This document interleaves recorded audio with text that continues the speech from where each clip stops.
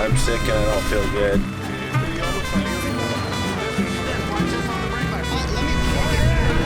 If I had to simplify what this video is about, this is a recap of the Mexican 1000, the so-called happiest race on Earth. But rather than simply offer just another video recap of a week-long race down the Baja California Peninsula, I wanted to share an idea.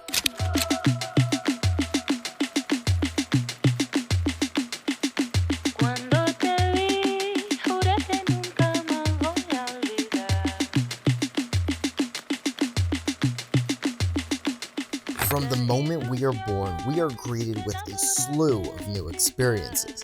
New smells, new sounds, new faces. For a while, practically all of life is a blur of new. Eventually though, most of us manage to settle in for the ride. New experiences seem to scramble into the shadows of adventure and free time better spent. Few manage to maintain the romance with the road less traveled. Alrighty folks, it is April 25th. We're a little before 8 o'clock and we are getting ready to cross the Mexican border.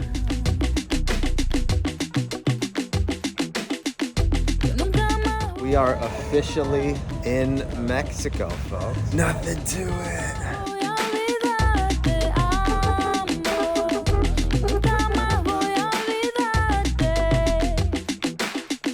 While we may indeed be creatures of habit, those who continue to explore those grayed out sections of life's map tend to end up with the better dinner table stories. Right. Gotta get the Mexican tacos on film.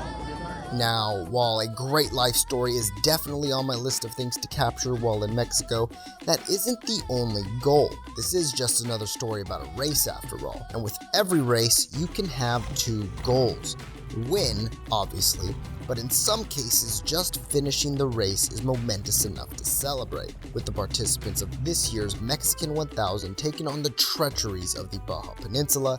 Finishing the race is definitely a victory in and of itself. So now that gives this adventure two objectives: delve back into the mystery of the unknown and win the Mexican 1000. Seems easy enough, right? So we have officially made it to Ensenada. We've got our tacos in. Mexican tacos are great. That said, we're getting all the prep work done and then we're about to head to contingencies at some point.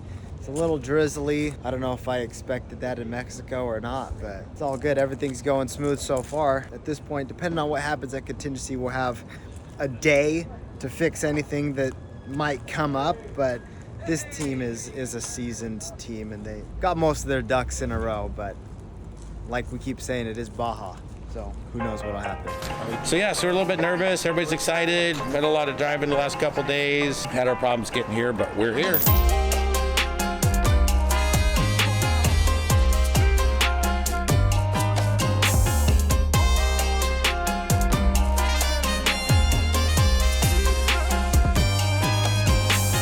Here's a crazy thing that I wanted to point out is obviously out here at the Mexican 1000, we've got Chris's Bronco, and I won't put the number of what it's worth because it's all blood, sweat, and tears, but I will contrast it to something like this build behind us that could have been anywhere from $500,000 to $700,000 to put together. You've got everything in between, all the way down to the little Baja rigs that they've got made out of fiberglass. So it is crazy to see the amount of different things that people bring out here. It's nuts.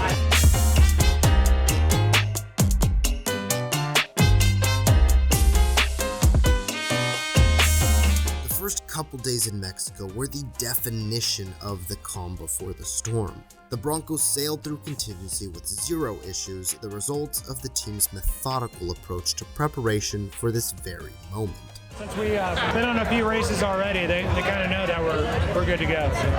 While no fires arose that needed immediate attention, a tranquil anticipation began to brew as the storm drew closer.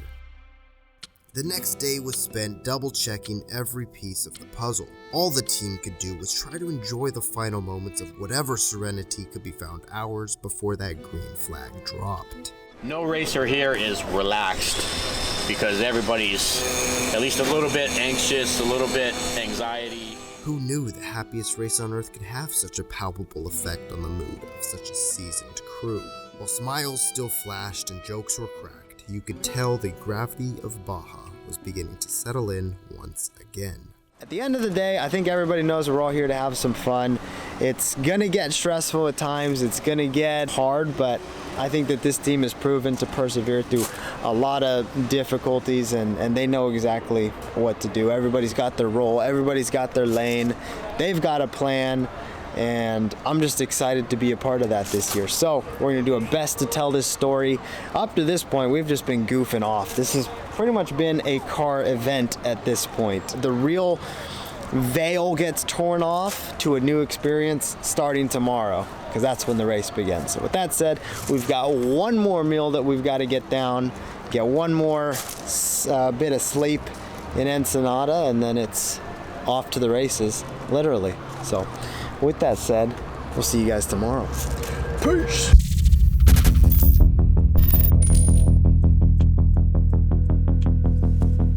All the hard work the last 3 or 4 months, tearing the truck apart, getting it back together, testing, bringing the whole crew down here, logistics, all the headaches, and all those things melt away. You know, now it's time to race. These next days that are gonna unfold are gonna be where it gets new and different. And that's gonna be sitting in a chase truck, chasing a vehicle that's trying to win a race with a team that's trying to do their best to keep this vehicle together. Wherever I can help and not get in the way, that's what I'll be doing. So. Good deal, man. Good luck, brother. We've got engines roaring. Now this is it. Time to tear the veil off what it means to race.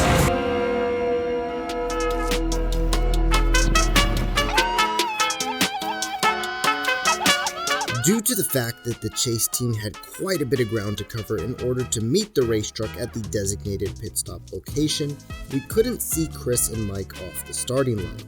While we caught glimpses of them at different transit points during the race, we essentially had no real contact with them. Through Starlink and the live racing updates online, we had a pretty good idea of where the race truck was and how fast it was going at any given time. With day one going extremely smooth, Chris and Mike handled business, and in no time, the chase crew was waiting on the side of the road for the first pit stop and driver swap of the race.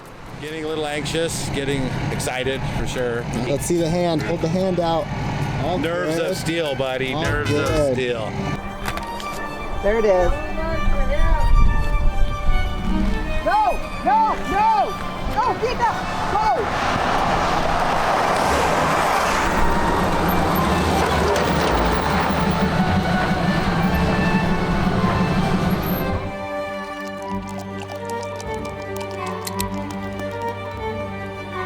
Pit stop / driver swap is an impressive feat to witness. With curated accuracy, the team flows with eloquence and grace, gliding through the Mexican desert with agility and speed.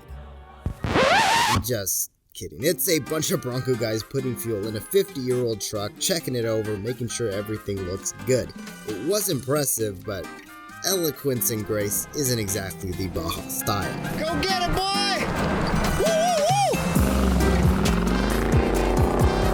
Nonetheless, the stop was seamless, and with the first leg of the race in the rearview mirror, it was time to hear what Chris thought about competing in Baja once again. How was it? Rough. Yeah? Yeah, a lot of whoops. It's all high moment because I'm in Baja, Mexico. Truck's running great.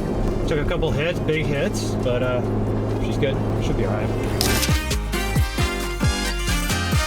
Chris said it perfectly. This was it. This was exactly what we came to do. While the team came to race, I came to capture the story of a Baja race, and that's exactly what was unfolding before my eyes. With Terry taking over driving duties for the day, all the chase team had left to do was meet him and Mike at the finish line. End of day one. Yay. And it's daylight out. Racing part of it. Yeah.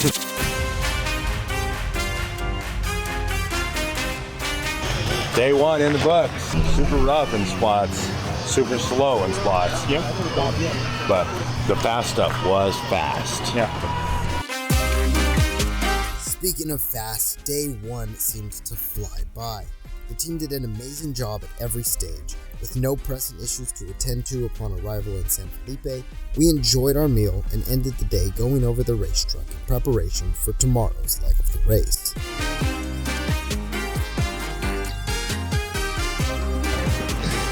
I don't know, I have fake holding the steering wheel when there's one right here. there.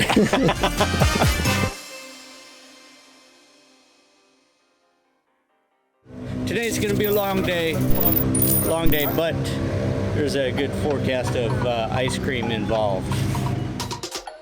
Rumbo a Bahía de Los Ángeles, espero que todo salga bien. And it's time to drive again for a lot of miles in the desert. I'd say we're probably mid-pack right now. I'd have 270 starters, which is pretty incredible.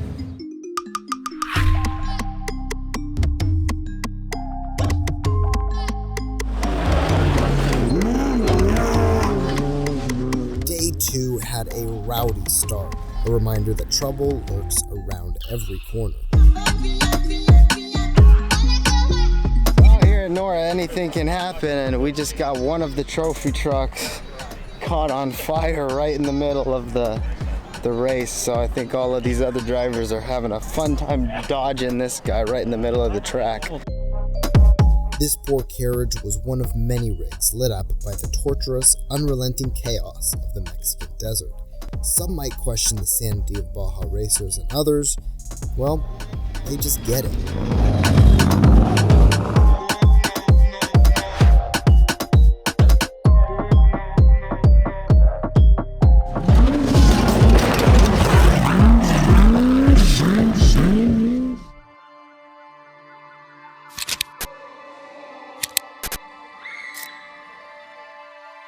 From the food to the landscape to handing out stickers to the local kids, Baja was honestly everything I imagined it to be. That's got to be the best part right there.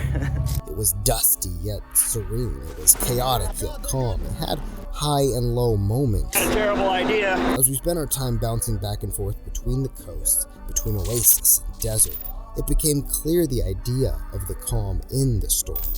While it may seem hectic and unplanned, if you take a step back and realize what is actually going on, you begin to understand the privilege of what you're a part of. When you're down here in Baja, Mexico, you got to expect the unexpected. While all that sounds romantic and joyful, you must always remember the Mexican desert is no respecter of persons or ambitions. It will just as soon swallow and spit you out as it will offer you some of the most exhilarating experiences of your life. If you're not diligent, you'll show up to the fiesta unprepared. Luckily for us, we were prepared.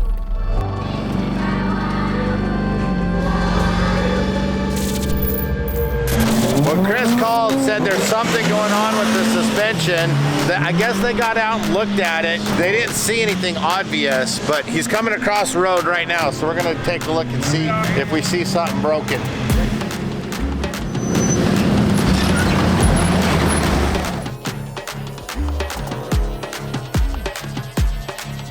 Radius arms broke, shut it off!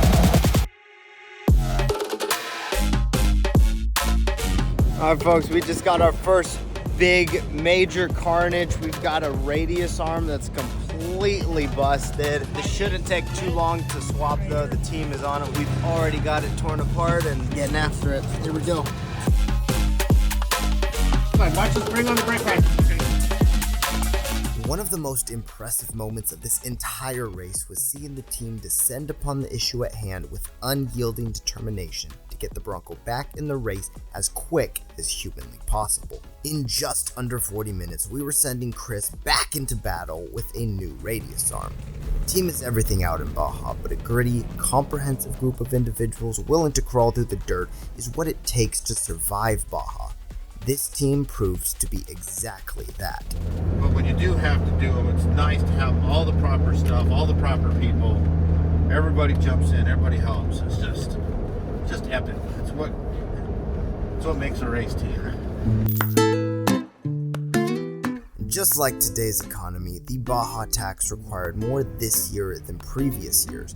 Alrighty folks, this is gonna be a fun neck of the course. We switched the power steering pump and we still got no power steering, so Chris is gonna iron arm it. We're gonna see what happens. It's a couple hours of using all the forearm strength you can muster up, so it is not gonna be fun out here in Baja, but this is a race and you gotta do what you gotta do. This is where it gets real. I think we've got one of the first real high stress moments, because you're sending a race truck out into a race and it's not fully functioning. So now we're just crossing our fingers and we'll have to see and do our best to keep contact. So on day 4, the steering box gave out, and that night, after the crew limped into the hotel parking lot, we spent several hours swapping the gearbox and also tackling a cracked leaf spring. The following night, we were hacking up spare leaves for the other side as well. alrighty folks, so here's what we've got going today. We've got the lower spring completely cracked off. This one is cracking too. You probably can't see it on camera. And I think we're gonna be replacing this whole side. On this side, this Uniball hasn't been taking grease for the majority of the race, and so it's probably gonna be shot here pretty soon. So we're trying to get one more day out of this race car, and it's not unachievable, I think. I think we are gonna be well on our way to finishing out this race in beautiful fashion. You know, we're 5 days in, and everybody is tired, and we've got more work to do today, so. But again, we've said it a million times, Baja, that's what happens. So. Oh yeah, Juan's gonna make carne asada, right, Juan? We'll see. We'll see if that happens. If you ask anyone out here, having a team that perseveres through adversity, voluntarily gets dirt and grease under their fingernails, and keeps a smile on their face is one of the most important factors to Baja. I can say with all surety that I was surrounded by a group of people with all those qualities. And heck, this wasn't even the first time. It's worth mentioning that 4 years ago, this was the exact same race team helping me patch up the pit bull in Colorado before I even knew any of their names. OG subscribers will remember that debacle. But I say all that to say this group is top tier and made this trip what it was. Unforgettable. You know, we did all the buttoning up that we needed to last night. Got it all figured out. The rig's pretty much 100%. So we're gonna set it into the desert for the last couple hundred miles and, you know, finish this race out. So this has been an absolute blast. Who knows what could unfold in the next 8 hours, but you know, we're here for it. So let's get this last day of the race started, baby.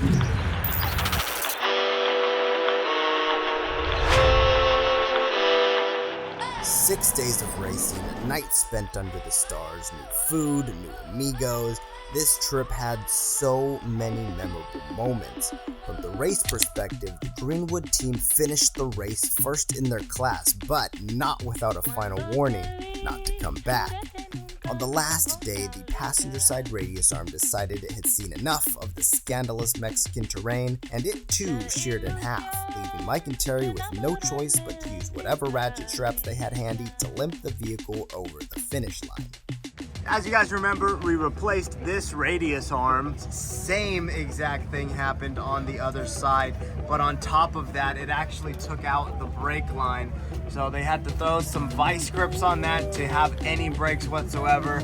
Ran some ratchet straps all up in here to try to keep this front end from going out underneath them, and my gosh, that is racing. It was a storyline for the ages, one of persistence, stubbornness, problem solving, and always being willing to come back for more. I'm ecstatic. We made it. No, we made it. That's it. We made it. 3 words. We made it. While Mexico may have dealt several dirty hands, at the end of the race, while tired, tattered, and worn, the overarching spirit of the entire team was, heck yeah, we'll be back.